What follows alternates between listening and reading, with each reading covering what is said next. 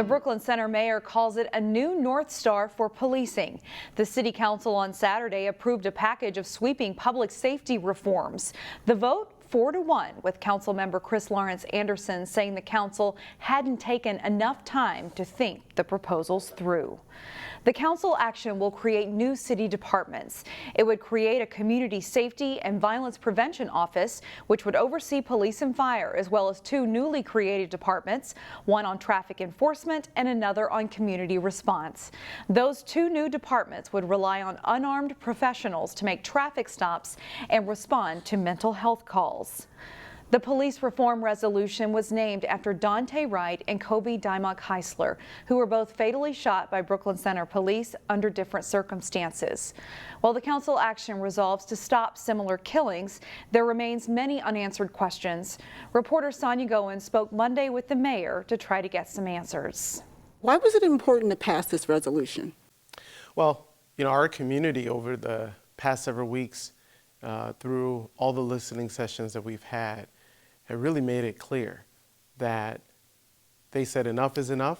It's time for transformative change in public safety here in Brooklyn Center. And we have the ability to start doing that now, creating the kind of change our community has demanded, which is the kind of public safety that makes everybody feel safe. The implementation committee is going to look at our traffic enforcement numbers and look at other programs around the country and then how their programs are structured. And we're going to take the best practices from those programs. In Eugene, Oregon, for example, where that Kahoot program has been successful for so many years now, they get something like 27,000 calls per year. Only about 1% or so of those calls, they actually call for police backup, only 1%, and they have no deaths. Very successful program. I think that they were able to save somewhere between $8 to $9 million a year in their public safety costs. Now, we already spent about 43% of our general fund dollars on public safety here in Brooklyn Center. Okay, I know there's a mental health component to this resolution too. So when would an unarmed civilian call for backup for a mental health professional to intervene? What we'll have is a dispatch system. When a call comes into dispatch, that dispatcher is determining whether it's a call for an ambulance or for fire truck or for armed law enforcement. And they're making sure the appropriate department responds. We're going to add to that the mental health response team so that dispatch understands from the situation and assesses we need the mental health response unit to go to this call. Okay, last question. What's next in this process with this resolution? Now you passed it, now what happens? So we're getting to work right away. We've got to select the members that are going to serve on the implementation committee, and we're going to get to work and looking at all the pieces of the resolution.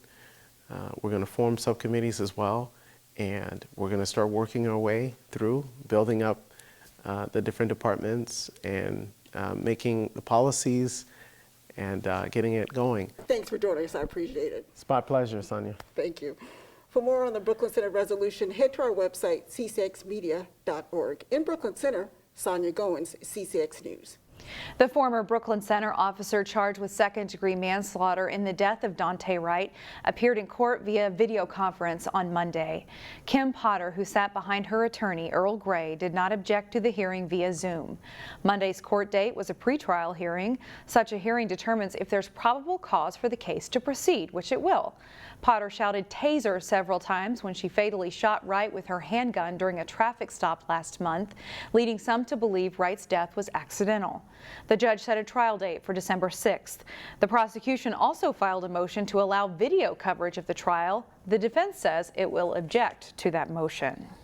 Minnesota is the only divided legislature in the country, with Republicans controlling the Senate and DFLers in charge of the House. But that didn't stop party leadership from reaching a budget deal late Sunday night. House Speaker Melissa Hortman of Brooklyn Park calls it a numbers-only agreement. The nearly $52 billion deal on a 2-year budget does not raise taxes. It also provides what leaders called a historic investment in K-12 education, something Governor Tim Walz and DFL leaders pushed for. A special session will still be held to take care of the specifics, which is expected to be held in June. House Speaker Melissa Hortman said there's still several policies left unresolved, including police reform. A motorcyclist has died following a crash Sunday afternoon in Brooklyn Center. The crash happened on westbound Interstate 694 near Highway 100. The State Patrol says a driver slowed and made a last-second exit to Highway 100, cutting across traffic. The sudden shift forced several vehicles, including a large semi, to veer left to avoid a collision.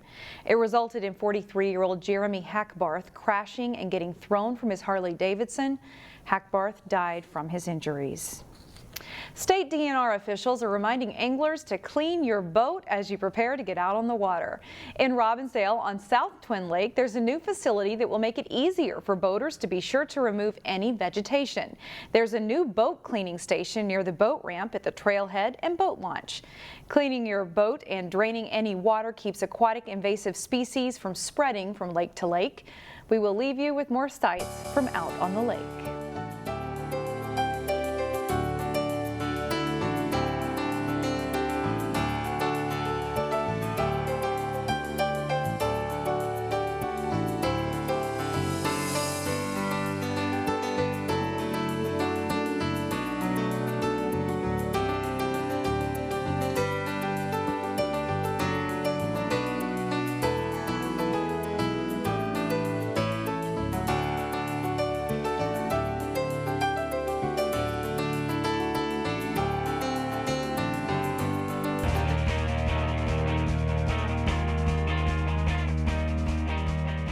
Sonja Coomes is doing her best to be a leader for a young Osseo-Park Center girls lacrosse team this spring. Jason Malillo profiles Coomes in this week's CCX Sports Spotlight. Judging by wins and losses, the Osseo-Park Center girls lacrosse team is not having a good season. But senior captain Sonja Coomes and her teammates are still enjoying themselves. Regardless of the numbers or a record, I think we're all just really happy to be back and making the most of just like the season that we have, even if it's not ideal. Coomes is OPC's leader along with fellow senior Riley Haug. Opposing defenses don't give Coomes a lot of room anymore, but she still has 14 goals and 17 points this spring. Coomes to the front and she buries it. She's also learning to adapt and diversify her game. It's helped me more than it's hurt me just because I'm getting more comfortable across the field and just kind of helping my game grow. She's just such a smart player too, and she knows, you know, in years past she may have gotten really frustrated when teams double team her or even triple team her, and this year she's kind of taken it like, oh, that's kind of a positive sign, right? And that means other people are open. Coomes started playing with OPC as a 7th grader and steadily became one of the team's best attackers. Lacrosse is a family sport for Sonja. Her older sister and brother both played for OPC, so Sonja grew up with a stick in her hand and learned a lot from her siblings. I think my siblings were definitely like kind of my first coaches, if I could like say that. You know, they helped me a lot. Just like even learning how to pass and catch, you know, I was better off just starting, even with the youth, I knew how to pass and catch just because of the help that my siblings gave me. The Crocs are a pretty inexperienced group this spring, but they do have a few very talented young players. Coomes and Haug are impressed by the progression of the underclassmen and are doing their part to be mentors. I just remember me and Sonja coming up and being that growing year back when we were like young too. So I just kind of look at it like, how did those older girls talk to us, and like how did they kind of like keep us in the game and like wanting to come back? And you have to realize that how much younger they are than you, and that they're here to have fun and just like keeping it fun and like keeping it about the game. It's been super fun, and a lot of the younger girls have seriously stepped up, like, and they're shocking me every day. Like, they get better every single day, and it's like, you know, a ton of these girls are brand new at lacrosse, and you know, they're on varsity, and so they have seriously showed up for their team, and it's really exciting to see. It's super fun to watch just every single day, everybody getting better. Coomes will be a student athlete at Regis University in Denver next year. The Rangers are a perennial power in Division II lacrosse, winning 4 Rocky Mountain Athletic Conference tournament titles since 2014. I loved the Jesuit education of Regis. It's like the main pillars are social justice and education, which I thought was super, super cool. Denver was a huge reason for me to go there. And I really wanted to just like leave the state and just kind of, I have these 4 years to just go and do something awesome. And I wanted that to be, as different and like as cool as I can make it. Sonja Coomes isn't fretting about OPC's subpar record this season or the fact that her time as a high school lacrosse player will be over soon. She's living in the moment, having fun with her friends, and playing a sport she loves. And those moments count more than wins and losses. For the CCX Sports Spotlight, I'm Jason Malillo. Coomes and her teammates host Champlain Park Monday night and Coon Rapids Wednesday night this week at Osseo High School. The regular season wraps up next week. And speaking of girls lacrosse, our Play of the Week winner comes from that sport. Jenna Hamann's goal for the Armstrong girls lacrosse team in a win over Coon Rapids earned 54% of the votes and just over 850 votes total. Congratulations to Jenna. Visit our website, ccxmedia.org, to look at this week's nominees and vote for your favorite. That's all for sports.